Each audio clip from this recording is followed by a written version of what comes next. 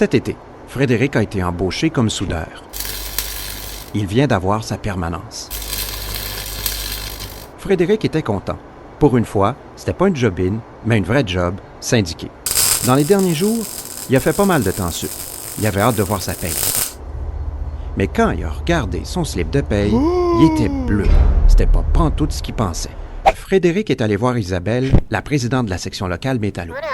Il lui a montré sa paye, elle l'a regardé. Elle a regardé Frédéric, elle a regardé en bas à droite. Elle a regardé Frédéric, elle a regardé la convention collective. Et elle a dit, ça marche pas de même. Isabelle est allée voir le boss avec Frédéric. L'erreur a été corrigée. Et puis aujourd'hui, Frédéric, il aime sa job syndiquée.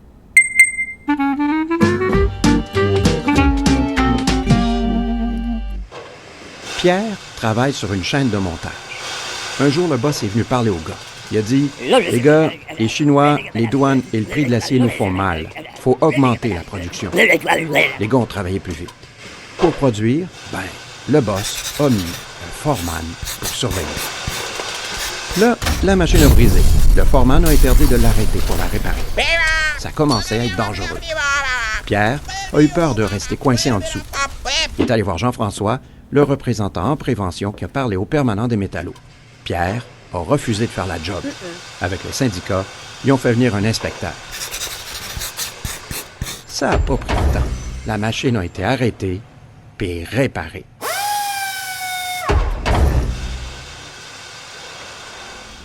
José aussi a découvert à quoi ça sert un syndicat. José est serveuse depuis 10 ans au resto de l'hôtel. Elle n'est pas syndiquée. José trouve que Stéphanie a tout le temps les meilleurs chiffres, les plus payants. Faut dire qu'elle est bien chum aussi avec le boss, qui, lui, se met des pourboires dans les poches. Quand José s'en est plaint, le boss a répondu « Mets-toi donc une jupe plus courte, ça va attirer des clients. » Voyons donc, s'est dit José. Elle en a parlé à son ami, qui lui a suggéré de se syndiquer. Appelle les métallos. Ils vont te donner toute l'information, eux autres. Fait que José a rencontré un recruteur métallo, Jonathan. Jonathan lui a dit que la loi était de son bord, puis que le boss avait pas le droit d'y faire de trouble. Il ne saura même pas. L'adhésion est confidentielle. C'est la loi. Jonathan lui a expliqué aussi que quand un syndicat existe au travail, la négociation devient collective et obligatoire.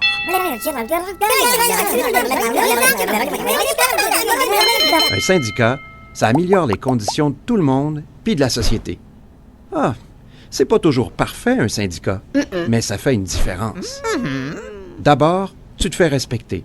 Tu fais respecter tes droits, l'ancienneté, la santé et sécurité de tout le monde, puis tu peux lutter contre l'injustice, l'inégalité et le favoritisme. Et puis, le harcèlement. Jonathan a aussi dit que si aujourd'hui on a des bons salaires, qui sont 23% plus élevés que des non-syndiqués, qu'on a des jobs plus sécuritaires, des vacances puis des semaines normales de travail, des retraites, des avantages sociaux et de l'assurance chômage, c'est grâce aux syndicats. Ça avait bien de l'allure. Donc, José a signé sa carte des métallos. Et ses collègues aussi. C'est comme ça que le syndicat est né au resto de l'hôtel. Pour se faire respecter, Pierre, José et Frédéric ont choisi le syndicat des métallos. Ils y ont trouvé une grande famille. On leur a dit, si on s'attaque à un seul d'entre vous, on s'attaque à tous les métallos. Le syndicat, c'est vous. C'est vous qui choisissez les représentants, les revendications, les moyens de pression et qui votez la convention collective. Les métallos, c'est aussi une grande organisation capable de négocier d'égal à égal avec les multinationales. Enfin, on leur a dit bienvenue.